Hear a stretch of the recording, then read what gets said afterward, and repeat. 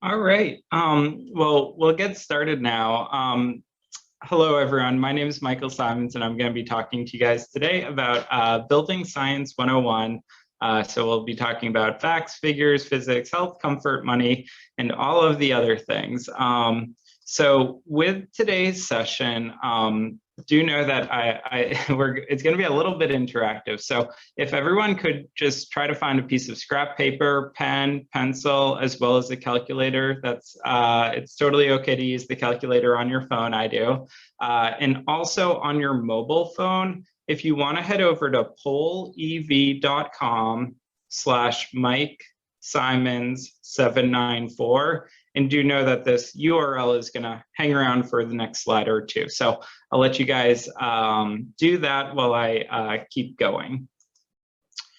So really quick with building science, it's a very broad topic, and there's a lot of really good existing resources out there. So when I started in this field a little over 10 years ago, Residential Energy was the first book that I read. Insulate and Weatherize is a great book by Bruce Harley that really helps you take kind of the principles of residential energy and figure out how to apply them in the field. Building Science Principles is a super helpful text if you are wanting to get BPI certified for like building analyst and go out and do energy audits.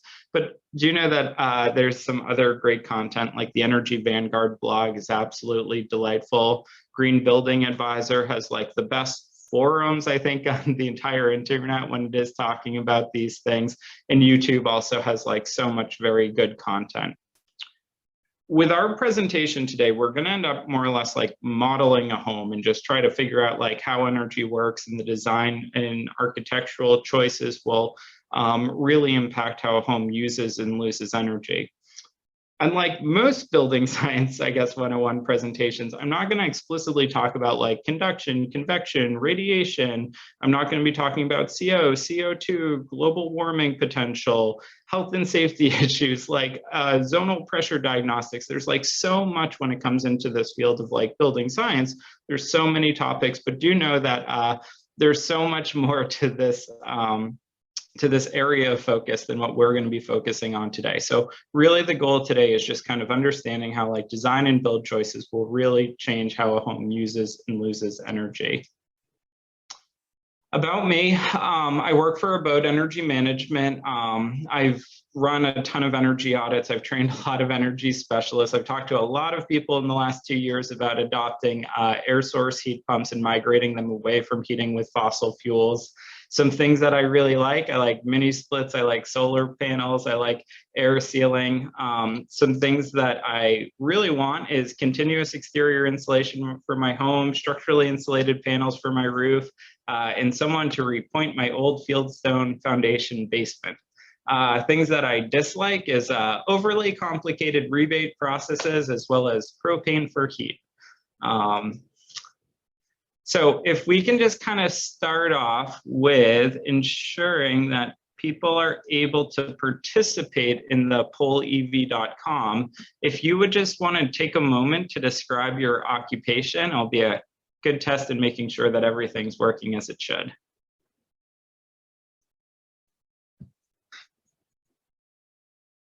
Yep, I see a PhD student, retired engineer. Architectural designer.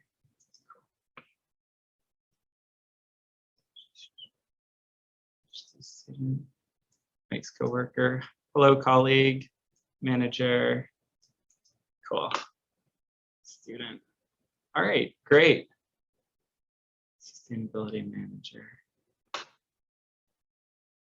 All right. Well, it seems like we have a really good and talented crowd over here. Entry-level energy radar student. All right, we got a broad audience, that's for sure. So I already hinted around this, okay, but today's exercise, we're gonna build a home. We're gonna explore the general concept of what makes a more energy efficient home, and we'll examine how the design and build choices will affect it. And I love this picture over here because we have a photo on the left-hand side. It's probably like a 2008 code-built home. And then we have a house over on the right-hand side that Jack built in probably 1945. And there's a general question that I have with just looking at these two homes. Which of these two homes is more energy efficient? And I think that's what we're going to kind of get our head wrapped around today. Is it the home on the right or is it the home on the left? So you guys are going to help inform this discussion. So I do want you to start off with just choosing what we want the footprint of the home to be. So do we want a super tiny house, 10 by 10, 25 by 25, 40 by 30? And I'll just give you guys one moment to, or a massive house with 75 by 50. And whoever wins, that's what we're going to go with, okay?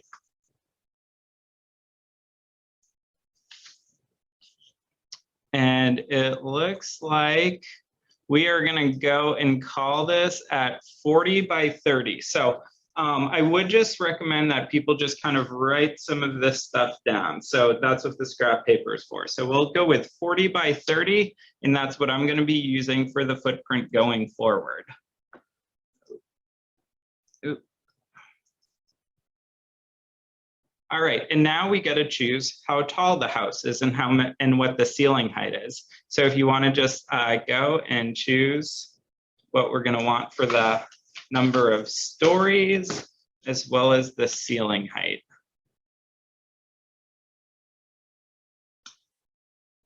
And it looks like B is already a clear favorite. So for the sake of time, we'll move around. So if you want to just jot down, it's going to be a 2-story house with 9-foot-high ceilings. So as a building scientist, like the first thing that you need to learn if you had forgotten it from middle school is just kind of some like basic formulas. So we're going to want to just calculate the area, we're going to want to calculate the perimeter, and we're going to want to calculate the volume of the home. So we had 2 stories tall and 9-foot-high ceiling. So we can just go and assume that the total height for this is going to be 18 feet tall. Now, one of the things to know as far as construction goes is there's probably actually like a band joist or a rim joist between floors. For our modeling today, we're going to forget that exists. Also for the modeling today, we're going to forget that the basements exist. So we're really going to just be focusing on like wall, attic, as well as infiltration. So why don't we just go, and I'm going to just go and switch my camera real quick so we can all follow along. So, all right, so why don't we go and figure out just a few things. So for the area of this home, it's going to be, the footprint for the home. So for the area, it's going to be 40 by 30. So it's going to be 1,200 square feet. And you may have a little slider that you're able to adjust in your Zoom session, so you should be able to follow along this. So the footprint for the home, 1,200 square feet. For the volume of the home, we have the 1,200 square feet, and we have the 2 stories tall, and each of those stories was 9 feet, so it's going to be 18. So we'll find out for the volume of this home is going to be 21,600 square feet. The other number that we're going to be needing to use as we move forward through this is also going to be the perimeter. So the perimeter is just going to be the length, the width, length plus width plus length plus width, or they have a slightly more simplified formula, but let's go with 40 plus 30 times 2. So our perimeter is going to be 140 feet. Okay, let me just check the chat. Okay, cool. It seems like everyone's on the same page. So architectural decisions impact performance. So we have 2 homes. Both of these homes look like they were built post 2000s, but if you notice, one of them has a little bit of glazing and one of them has a massive amount of glazing. Oh, let me actually switch my camera real quick. So yeah, one of these has a little bit amount of glazing and one of them has a massive amount of glazing. So what I'm going to want you to do is to decide for our home, what percentage of the exterior wall is glazing? So that glazing is also used somewhat interchangeably with the term windows. So do we want 20% of the wall area, 40% of the wall area, 60%, or 80%?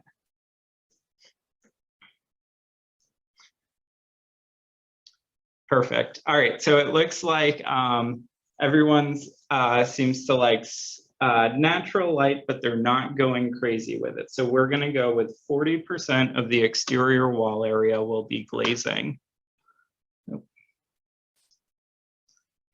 All right, so we just got a little bit more math to do. So one of the things that we're going to need to just figure out is we're going to need to figure out the square footage of the percentage of the exterior walls that's going to be glass and the percentage of the exterior or the area, sorry, the total surface of the area of the exterior walls, that's glass, and then the total surface area of the exterior walls, that's not glass. So we had figured out what the perimeter was. So I told you before that the perimeter of this was going to be 140 feet. Oh, sorry about that. The perimeter is going to be 140 feet. And the height was going to be 18 feet. So let's just pop on our calculators real quick and just take a look at what this math is going to look like. So the perimeter is 140 feet. The exterior surface area of the walls is 18 feet. So I now know that there's 2,520 square feet of exterior wall area. We had come to an agreement that the total window surface area or glazing surface area was 40%. So 40% of 2,520 ends up being 1,008 square feet. We also just need to figure out what the total wall area is that's not windows. So we'll go back with our value there, the 2,520 square feet, and the remaining 60% of that space is not windows. And that value ends up being 1,512 square feet. Okay, so we're gonna just hold on to those values for just a moment, and we'll be using them in just a little bit. So do know when we are talking about walls that are not windows, there's actually a lot of components to them. So, so for the walls, do know that walls are made up of a lot of things. And also do know that even in the year 2022, there's still no agreement on what the perfect wall assembly is. But for most New England homes that have been built in the last 100 years, it's typically this. There's wallboard or originally lath and plaster. There's studs that run from a bottom plate to a top plate. And then attached to the studs on the exterior is then sheathing, and then attached to the sheathing is then siding. And usually between the sheathing and the siding, there was some sort of a building paper originally, but now it's like a house wrap material. Over time, the depth of the wall assembly may have changed. So traditionally, it would be a real 2x4. Now it would be like, now it's actually like a 1.5 by 3.5. Or if you're trying to build to like R19 walls, you may be using a 2x6. So all of this wall assembly does change, but do know that when we are talking about walls, it's not just insulation and it's not just wood, it's a combination of building products. So now I do want you to kind of go and just pick what type of insulation we're going to have between the studs.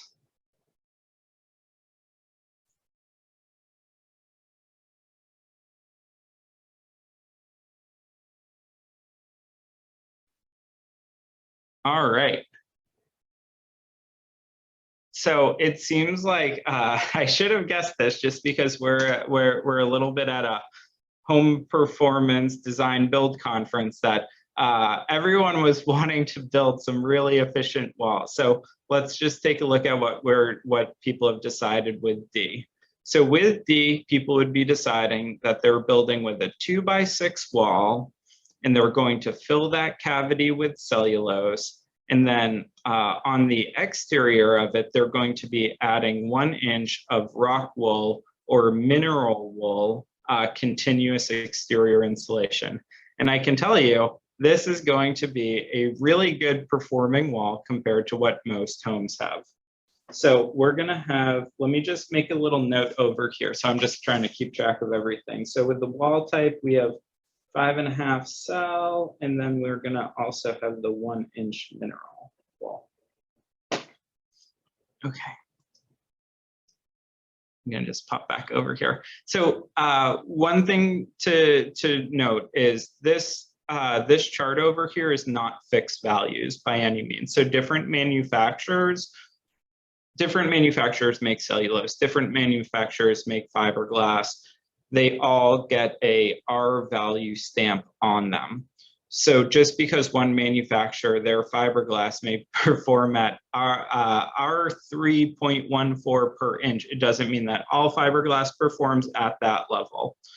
So the other thing that I want to highlight over here is there's a lot of different insulation materials. So here's some common ones. So fiberglass, cellulose, closed cell spray foam, polyiso, and do know that like with each of these categories of like batt, blown, board, spray foam, there's variations inside of there. So there's mineral wool batts, there's sheep's wool batts, there's different types of blown insulation material. And all of these also depending on how many inches you have, it will also be increasing the level of resistance.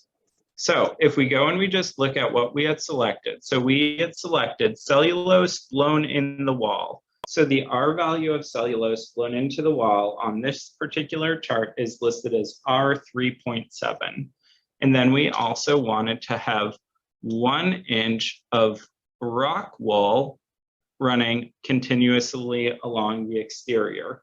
And that's going to be R 3.14.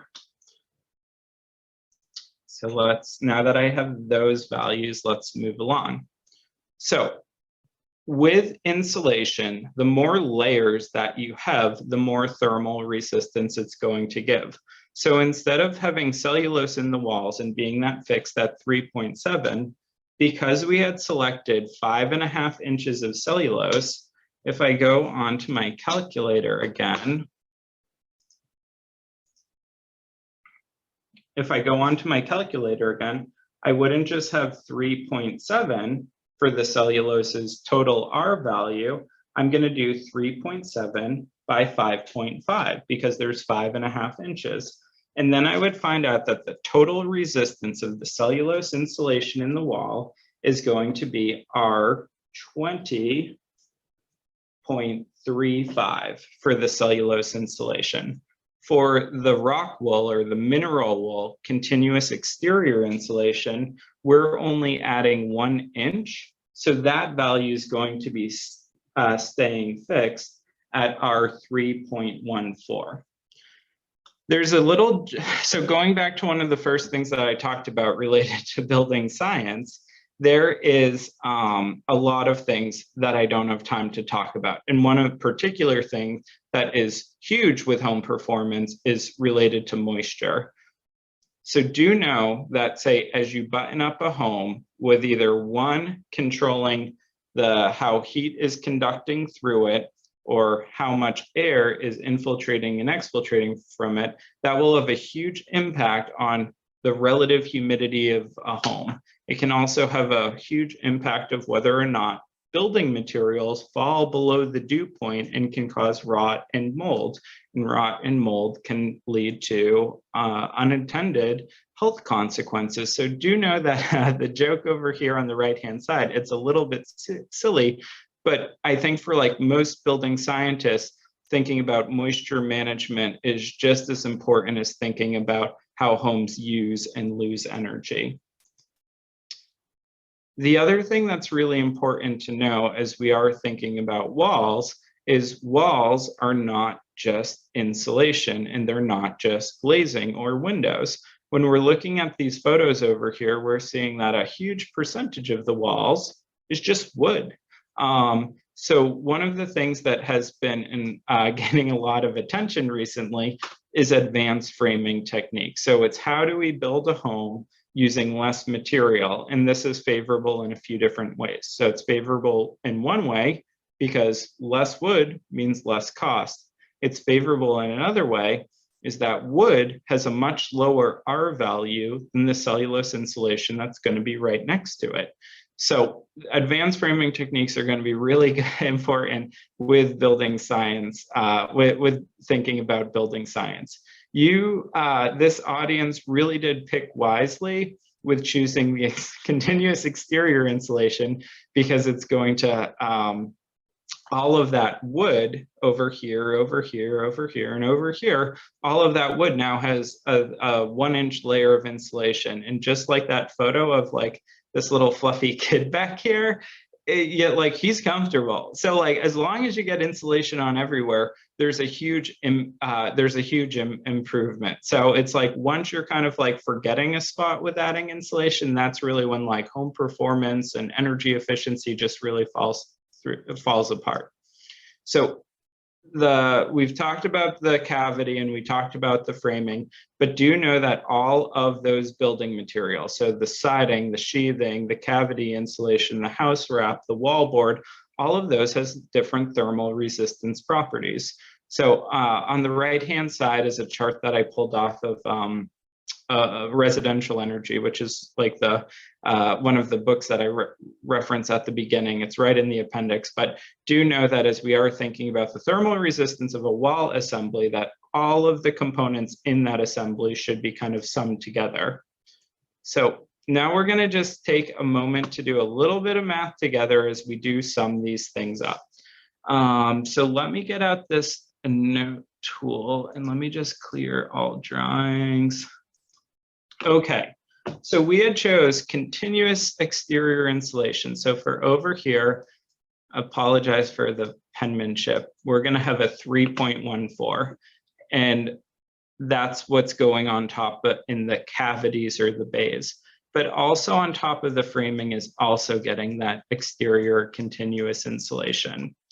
Now the cavity insulation for the framing, assuming that it's R1 per inch of wood, and it's a 2x6 because we're fitting 5.5 inches of cellulose in there, I'm going to put the cavity insulation of 5.5. Now, for the bays or the cavities with the cellulose insulation, we ended up saying that was an R20.35. Let me just move the controls over. So we're going to go and head back over to the calculator real quick, and let's just sum up these values. So we have for the siding, it's an R.8. For the continuous insulation, it's 3.14. For the house wrap or the building paper, it's 0.2. For the sheathing, it's 0.63. For the cavity insulation, which is the cellulose, the 5.5 inches of cellulose, it's an R20.35. And for the wall board or sheetrock or drywall or whatever you're going to choose to call it, we're going to end up with a total effective R value of this cavity as 25.57. So I'm going to just jot that down here, 25.57. And why don't we go and do that same exercise for the other components? So it's 0.8 plus 3.14 plus 0.2 plus 0.63 plus 5.5 plus 0.45. And we will find out that for the wall assembly that is in line with the framing, it's going to be an R10.72. And just to give you an idea about this is like, say for most homes, they would put the most amount of like fiberglass insulation that they would be able to like fit into the wall cavity would be like 3.5 inches, and like older fiberglass would be like R3 per inch. So just having that exterior continuous insulation, it really does boost significantly how this wall is going to be performing. Now, we got a tiny bit more math to do. So we said before, for the total area, so the total wall area that was not windows, give me 1 second here, was 1,512 square feet. So that was the exterior surface area that was not windows. With having a traditional framing factor of say like 23% wood, we will find out that there's about 348 square feet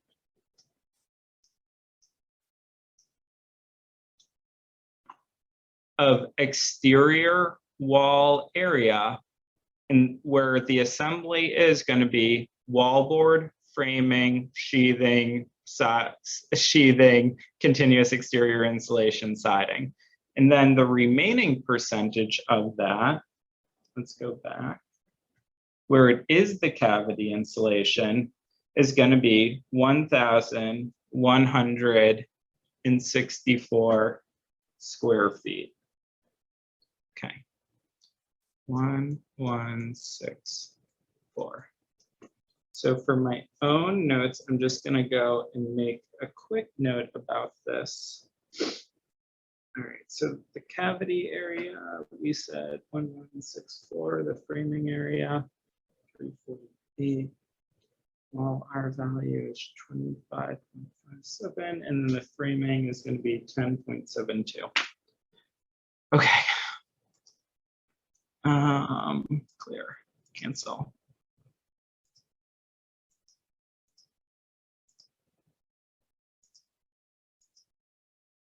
Oh, sorry, let me clear all drawings. Okay, so if you wouldn't mind heading back over to your phones, and I'm gonna need you to now pick the overall efficiency of the window. So do know that we did switch from R value over to U factor. And we'll talk about what that means in just a moment. But really what we're looking at like single pane windows, which would have been, which are not all that efficient. Single pane with storms, where it really does almost cut the energy use in half. Energy Star would be like a double pane window with a low E coating, and a high performance window would be like a triple pane type of window. And it seems like most people are looking for a high performance window. So I'm going to just jot down that U factor of 0.19.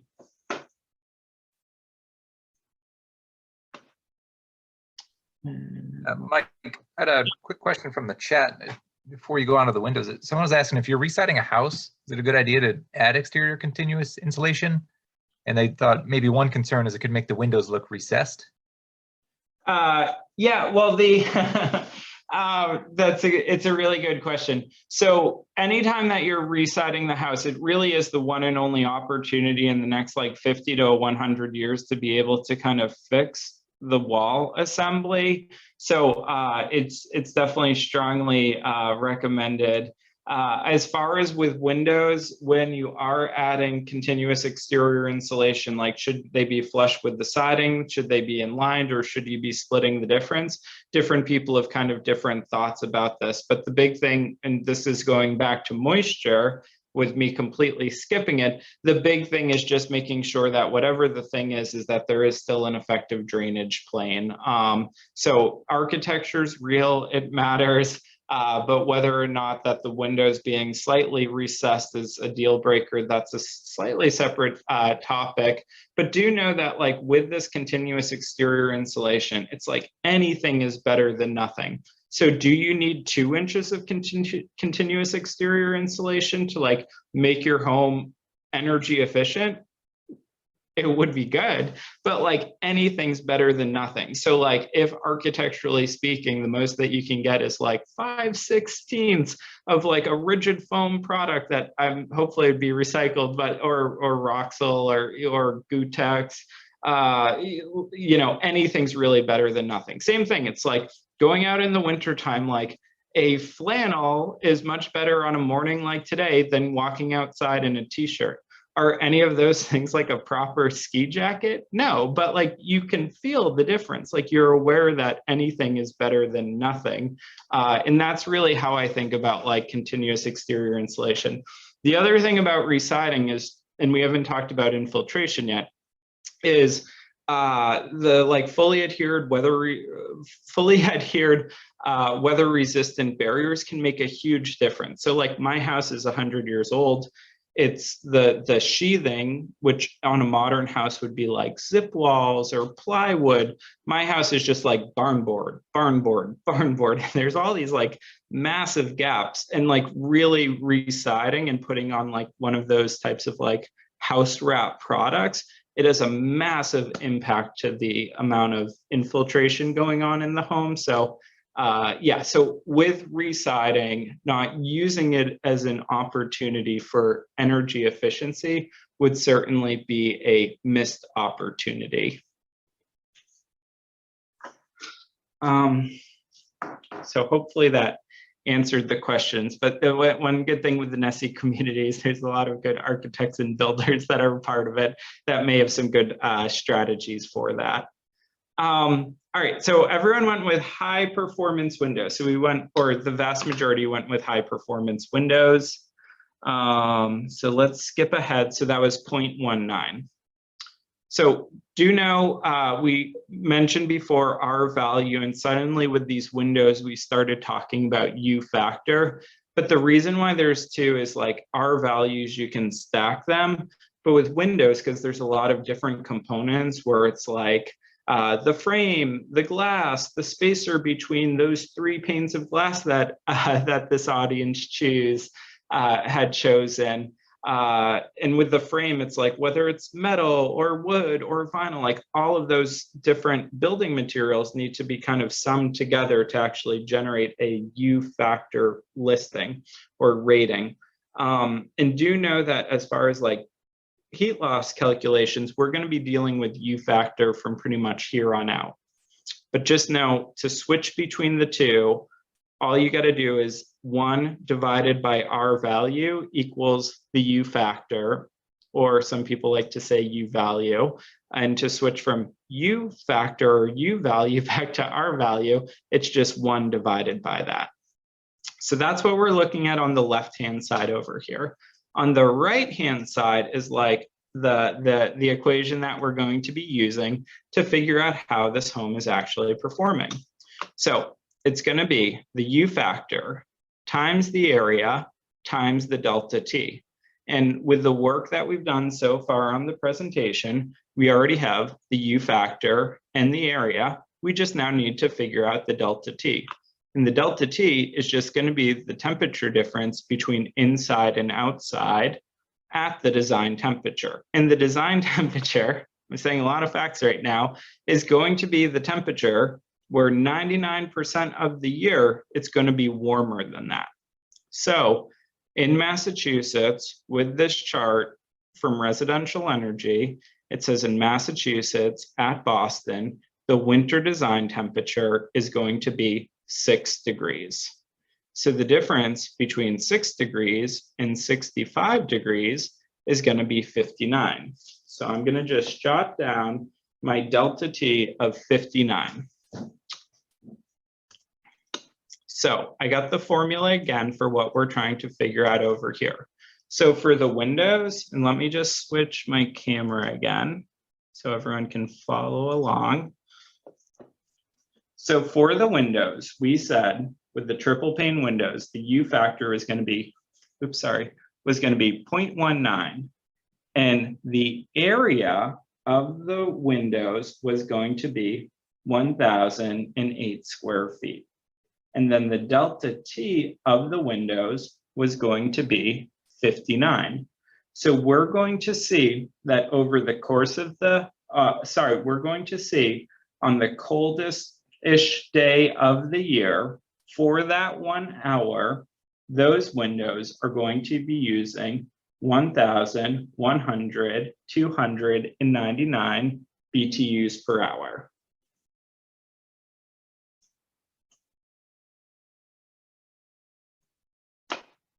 Which, if there's some people who have a HVAC background, that would be like a 1-ton heat pump would be needed for just the windows of this house on the coldest day for 1 hour on kind of the coldest-ish day of the year. Let's go and see how our wall cavities are doing. So for the wall cavities, we ended up choosing an R value of 25.59. But I need to switch this over to U factor, so I'm just going to do 1 divided by 25.59. And then I'm going to multiply it by the area that we found. And the area for the cavity was 1164. And then the delta T is still 59. And we're going to see that for the walls, those are going to be using 2,683 BTUs. And we only got one part of this left, which is the framing. So for the framing area, we found that as the R value of the framing was 10. So we just need to go and switch the R value to U factor, so 10.72. So 1 divided by the R value of the framing is going to be a U factor of 0.09 times the area of the walls, which is 348, times the delta T, which is 59. And we're going to see that the framing BTUs per hour on the coldest-ish day of the year is going to be 1,915. So if we sum up all of these wall components of the windows, which is 11,299, the cavities, 2,683, as well as the framing, 1,915, we would find out that, say, the total amount of BTUs that would be flowing through that assembly over the course of the hour is 15,897.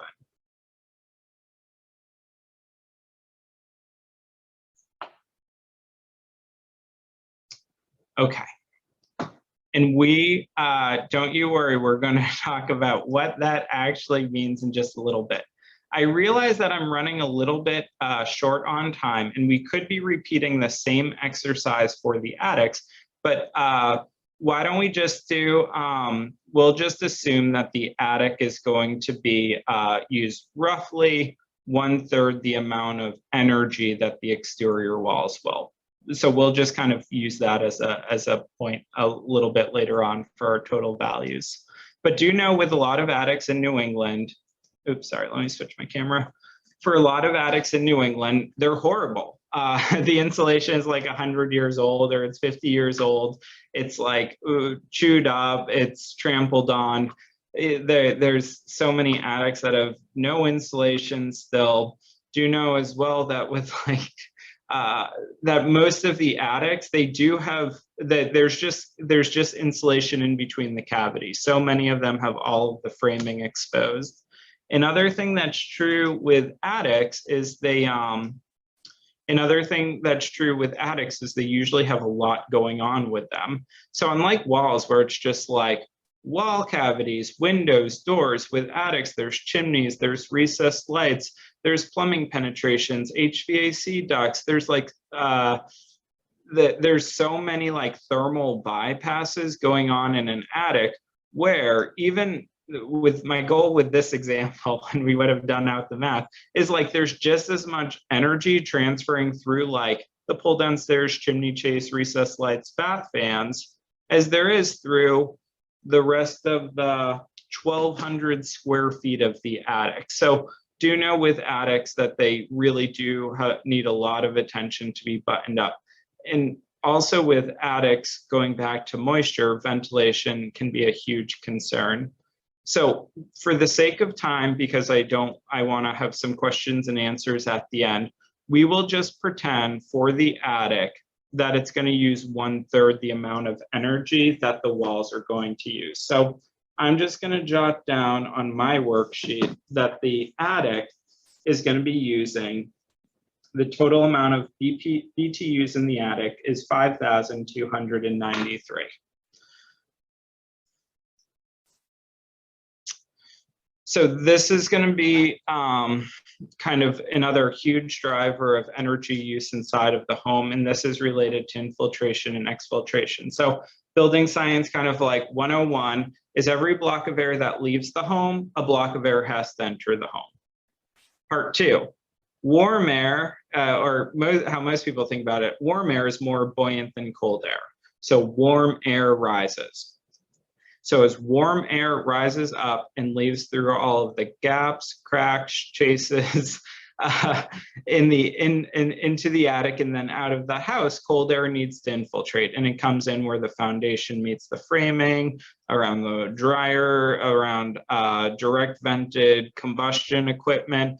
That's all kind of cold air pouring on in. So if any of you have ever lived in a 2-story home, the first floor usually feels drafty. Like if you run energy audits, everyone's drafty windows are always on the first floor. And that's really just because that's where all that makeup air is pouring in from. As building scientists, we have a really cool tool in our toolbox, and that tool is called the blower door.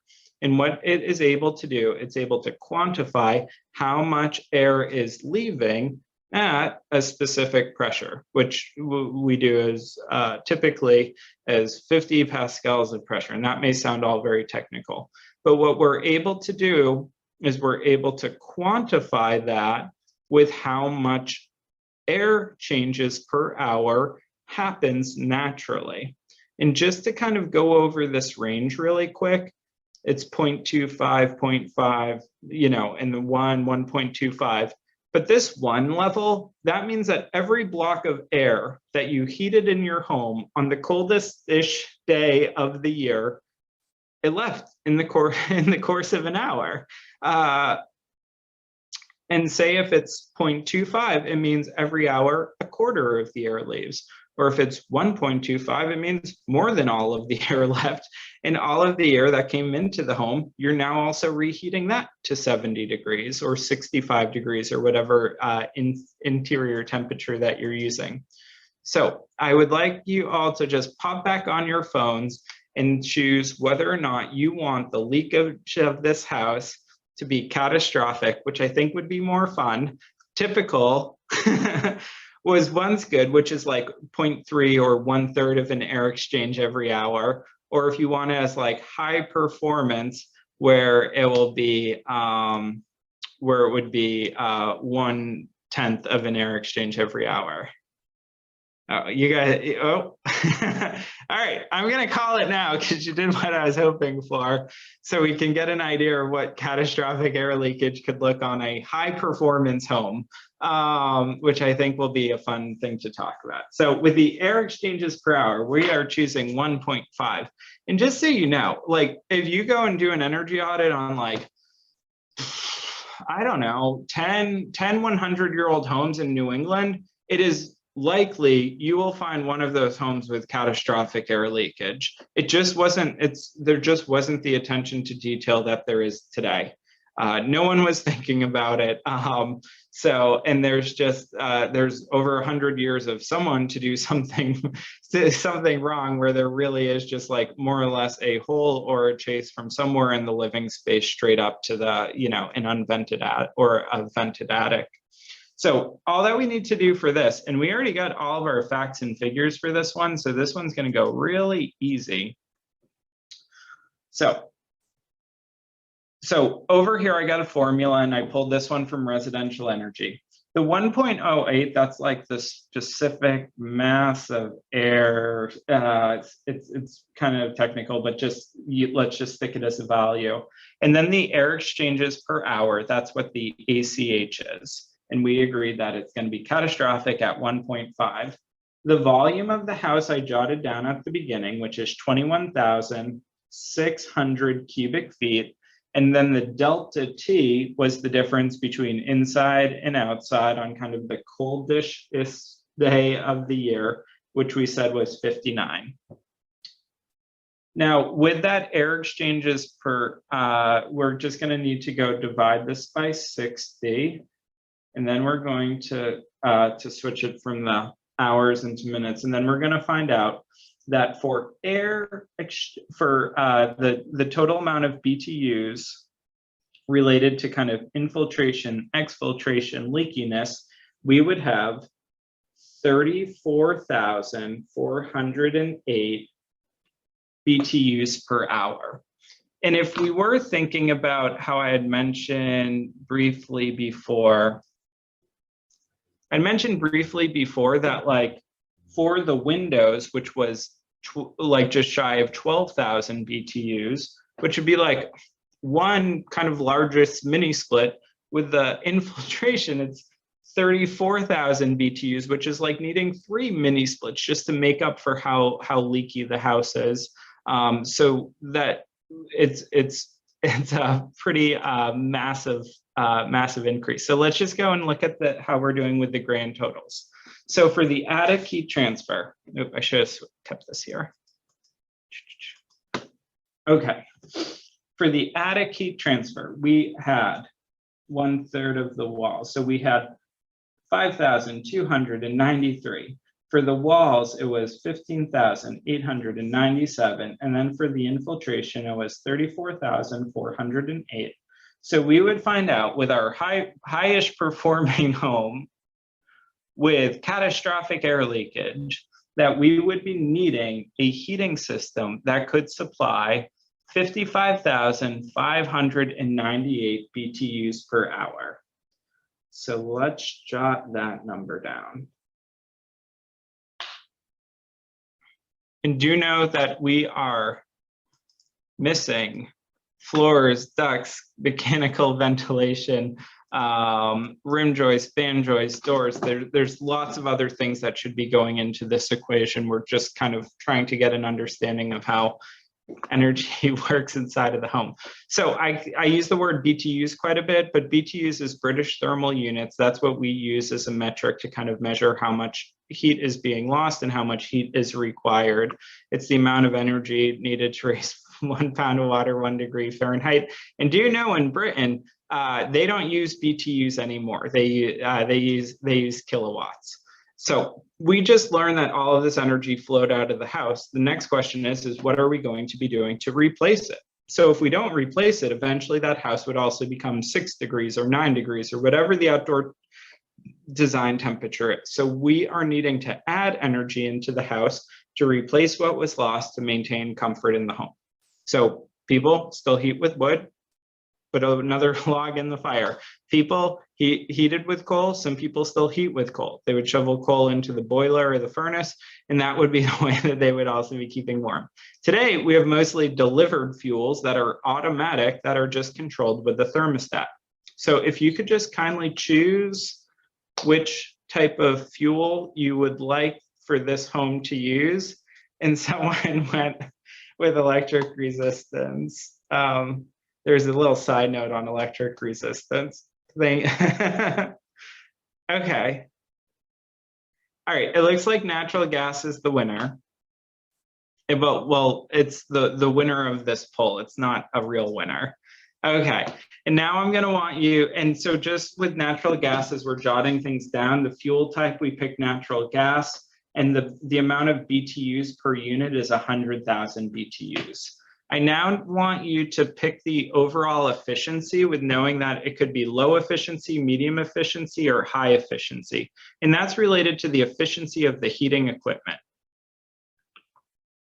So do you know low efficiency would be like a piece of equipment that's over 40 years old, mid efficiency like 40 to 20 years old, high efficiency in the last 20 years. Okay, it looks like high efficiency is the winner, so we will go with high efficiency at 90%. And now, now I want you to pick the distribution type. So with this 90% efficient natural gas system, do we want it to go through steam, forced hot air, or forced hot water?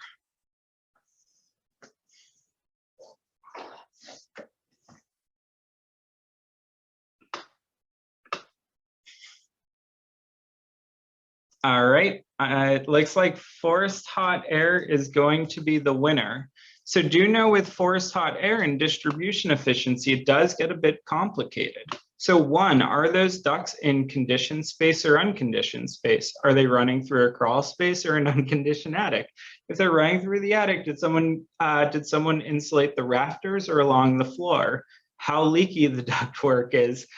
Is it catastrophic leakage like the rest of the house, or did someone go out and aero seal the ductwork? What level of insulation is it? Is the ductwork insulated 50 years ago or last year? All of these things could really affect whether the distribution of the forced hot air system is like 95% or 58%. So it does seem like people are kind of hovering more towards more energy efficient. So we'll just say for this example, it's going to be 90% efficient. So we have, let me switch back over to the calculator, to this calculator so people could follow along. So we have 100,000 BTUs from natural gas. We have a 90%, we have a 90% efficient heating system, and then we have a 90% efficient distribution system. So we would find that out of that 100,000 BTUs that were in that therm of gas when it was down in your basement, only 81,000 BTUs make its way up to the living space. So I'm going to just jot down that 81,000. Now we kind of have some cool numbers over here because we found out that our home needed 55,598 BTUs to main, that's how much energy was lost every hour. And we know that our heating equipment is providing 81,000 BTUs per hour. So we would find out that every single hour, we would need 0.68 therms. And if we go and we look at a therm of gas right now in Massachusetts, we would find out that it's $1.80, it's $1.80. So for that 1 hour, when it was the 6 degrees outside, that 1 hour ended up costing us $1.23 in natural gas cost. Now, you may be asking, well, that's cool to know how much it costs for that 1 hour, but what about over the course of the year? Now, this may seem, we're going to go real quick on time right now, but do you know that heating degree days is a unit of measure that is very popular with building science? All I got to do is I got to just switch it back by the delta T and multiply it by the heating degree day, 6,000, multiply it by 24. Okay, so I'm going to just say, if everyone can see on my calculator, I have 3,015. Okay, so with the heating degree days, just so you know what I did, is if we look at the different parts of the country, say in Florida, there's only like 1,500 heating degree days. But if we look over where we were in Boston, it's between 6,000 and 7,500 heating degree days. Do you know with a heating degree day, instead of it being this kind of like spot check of like with heating degree days, it's just a sum of the high temperature of the inside temperature of 65 minus the low temperature. So it could be 20 degrees or 40 degrees. And you just take that sum and you add it together over the course of the entire year. And it's a good way to kind of get a baseline. But what we ended up finding out for our particular home is that what we modeled today using a natural gas heating system, it ended up costing about $3,015.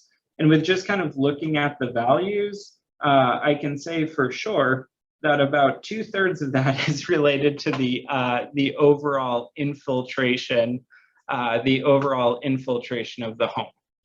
So as far as going back to what we just did, we just figured out how much the home that we built cost over the course of the year. There's modeling software that does the work for many building scientists and energy auditors.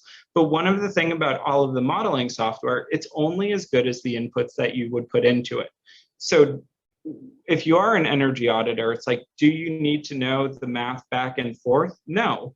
But if you model a home, it's really important to actually understand kind of like how this software is thinking in the background. And it's also really important to make sure that all of the inputs that are being inputted into the software are the right values. So do know that for most energy auditors, they're not going out with scratch paper and kind of doing everything by pen and paper, but do know that it's really helpful to know this type of information to be able to make sure that the model actually checks out. So as far as the takeaways go, everyone over here was doing a really good job building an energy efficient home until I told them to put in catastrophic air leakage. But inefficiencies, they really are design and build decisions. And most homes have a real opportunity to improve the overall performance. So with the walls, if we did pick non-continuous exterior insulation, it would have become apparent that the walls were the equivalent of what we just experienced with catastrophic air leakage. It's like that same order of magnitude. If we picked 1 inch of insulation in the attic, we would have seen that the attic is horrible. That's costing 30 or 40,000 BTUs. So do know that kind of like all of these components that we just looked at today, there is room for improvement, but it does need to get identified by an energy specialist and does need to get improved upon by people out in the trade. So as far as careers go and how people can be participating in this world and helping residential homes improve how they're using and losing energy, do know that like you can become an energy auditor. BPI is kind of the organization that does credentialing for most people who are out participating in Mass Save, which is the utility funded program, or with the Weatherization Assistance Program, which is run in partnership with the community action programs. Also, if you'd prefer to work in new construction or renovations or additions, ResNet has HERS raters, and that's a whole other avenue related to not necessarily fixing homes, but making sure that homes start off right so they don't need fixing like all the older homes. With weatherization, there's plenty of careers. It's really hard work, and all these photos are showing attics for some reason. It's my fault, but do know walls need fixing, crawl spaces need fixing, basements need fixing. There's work to be done with improving the energy efficiency of pretty much every single part of the building's thermal envelope. In HVAC and electrification, do know that we looked at fossil fuels today, but that's not how I'm heating my home, and that's not how I hope anyone's going to be heating their home in the future. So putting in heat pumps, air source, ground source, exploring biomass heating, clean wood heating, those are all real opportunities that are worth exploring. And another thing too, just with HVAC, it's typically like the people who are doing the electrification work are typically the people who are traditionally putting in oil and propane in natural gas furnaces. Like there's probably room for some slight disruption and innovation in that. And with windows, we talked about like single pane windows and double pane and triple pane windows, but we didn't talk about all of the other things. So exterior storm windows, interior storm windows, window film, window restoration, like all of those things are going to have a huge role in improving the thermal performance of a building. So I'm butted right up on time, but I want to congratulate everyone on here. You have officially become a building scientist, according to me. And I'm now happy to answer some questions while I'm reading through the chat, and feel free to just turn on your screen and ask away.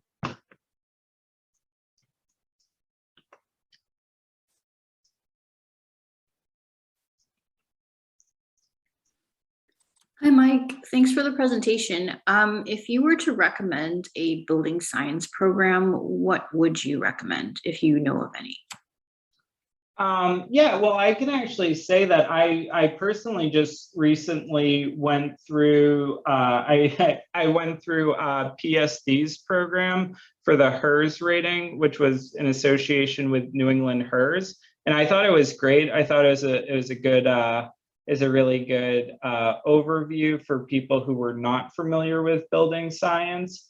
And the world needs more HERS raters right now. Particularly, there's really great things happening throughout the Northeast, and HERS raters are probably a good, really a good gateway for helping a lot of people access some of these incentives. So I think that's probably what sticks out right now as far as a good resource. Also in Worcester, I know that there's a small hiccup with, or a massive hiccup with the pandemic, but Green Jobs Academy in Worcester, Massachusetts, they have an awesome test center, live fire combustion safety equipment. They have a house inside of a warehouse where you can actually get hands-on with air sealing. So those are kind of two potential resources.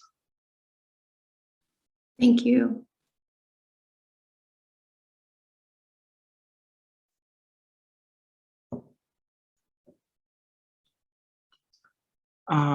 Sorry, how do you? Sorry, I'm reading Howard's question. How do you avoid lack of ventilation? That would be less important if no combustion occurring inside all electric, but moisture can still. How do you avoid lack of ventilation? Howard, if you would want to rephrase the question, that's a little hard. Would you recommend LEED certification?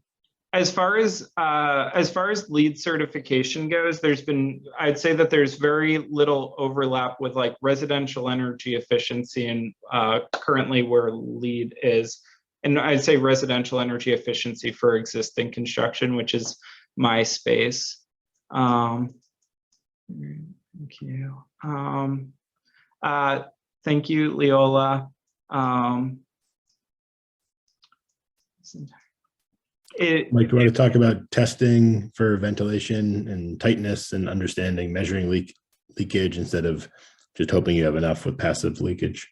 Oh yeah, that's so one of the things with ventilation is, so do you know ASHRAE is the authority on this, and there's easy calculators that you can do. So if you go to, I'd recommend a resource is called REDCalc, and what you can actually do is you can just go and punch in the volume of the home, the blower door number, and then that would inform whether or not you need continuous exterior, you need continuous mechanical ventilation.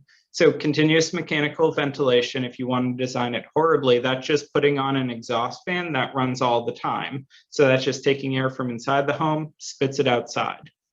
The consequence is it's just bringing fresh air into the building, but you have no idea where it's going to. So it could all just be going into the basement, or it just could be all coming back through your kitchen range hood.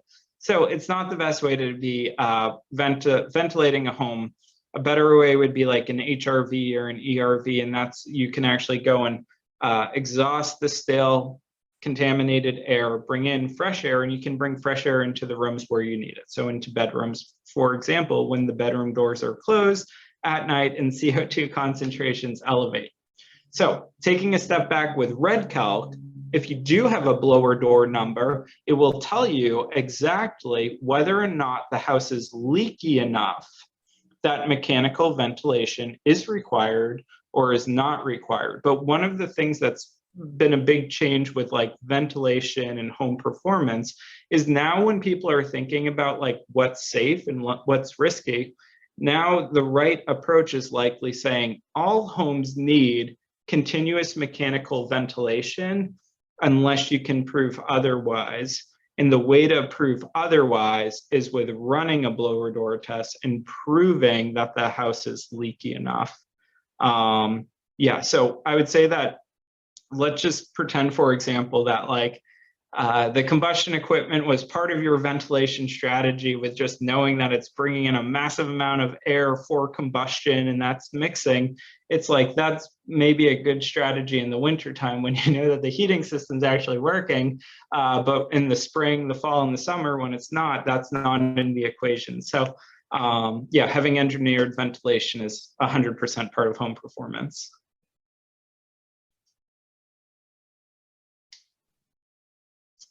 Like, I'd suggest we probably want to wrap up in a minute or so, as the session will get cut off.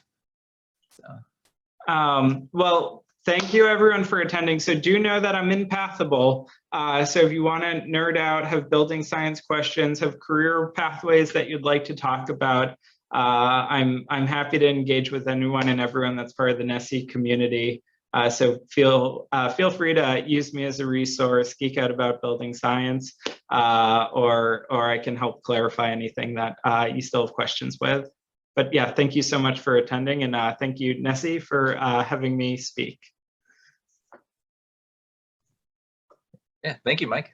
Hope everyone enjoys the rest of the day. There are a few more sessions, so you're around. Oh, and I saw in the chat, you can revisit some of the sessions. We'll have those recordings up shortly. So I think someone mentioned a session earlier about ventilation. It was called Made in Germany, actually. So yeah, good chance to come back and learn some more. Oh, and I see a question of email. It's just mike@abodem.com if anyone wants to reach me via email. Okay. All right. Thank you. Great job, Mike. Thank you. Take care. Bye-bye.